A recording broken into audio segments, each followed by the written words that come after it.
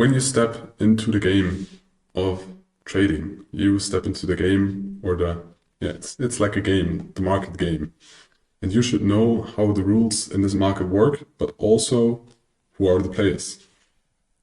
Because in this case, those players are your competitors, and those are the world's best talents.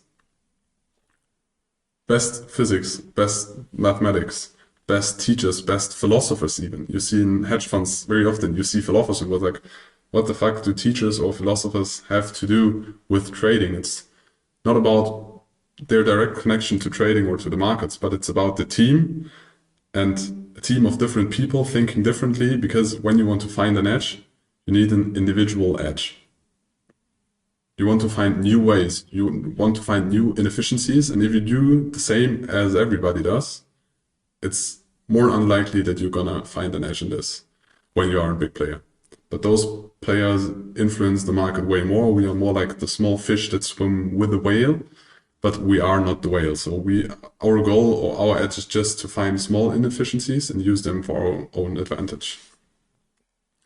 Furthermore, we have quantitative macroeconomic specialists, so people that focus 120% of their time only in macroeconomics, analyzing the different politics, the different societies, the different fundamental data that is published, also creating their own fundamental data that is not published by central banks or politics or other institutions. And you don't have the time and resources to be as good as them, because there are people only focusing on macroeconomics, and you need to stick together everything so you don't have the same quality. So also in this, you have a disadvantage if you step into the game. Furthermore, they are managers with trillions of assets, and they have an impact on the market. You don't. It's just a fact. Doesn't matter how big and how rich you are as an individual, it's very unlikely that you watch this course and have an influence on the market. And those people have servers that are closer to the exchange, so the orders are faster. They have the capital to buy the smartest people. And they influence the markets. When they decide they're gonna buy one day, it's likely that they're gonna impact the market because they have so much capital. And we just try to hop on the train, take a little ride, and then hop off again. It's not our goal to have billions of assets and invest them in specific markets because our team decided that we do so. We just want to have like small, quick profits. That's all we need as individual traders. And you have high-tech participants, high-frequency trading. This is infrastructure that we as individuals nowadays cannot nearly compete with, because there are internet systems worldwide that only transfer data between exchanges to use the arbitrage and just to send orders, because there are very complex techniques. For example, when I send an order for my MacBook, I have like different points where the order gets sent to. And you can read a book about, I think it's called Flash Traders, Flash Boys.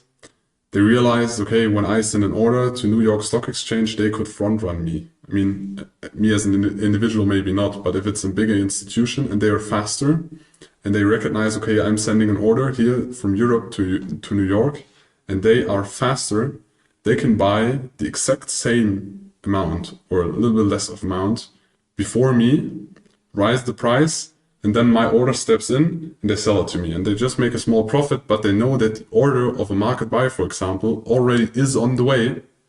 So they can lift the price and then sell it to me. So there are a lot of complex technical possibilities that we cannot compete. And those players are also in the market. They also make money. The money needs to come is from somewhere, because it's just about money going from one hand or individual or company to another, and not actively creating wealth or creating money. It's just shifting the accounts in this. But those are the participants we compete with. You need to realize this. So the game can't be easy, and I hope you realize this by this point. Our advantage is that we are way more flexible. We don't influence the market because we are too small.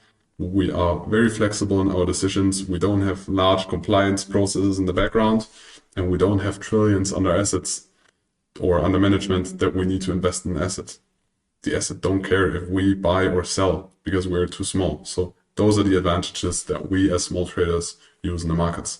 But it's still very good to know who are we competing with? And those are the guys and institutions we compete with.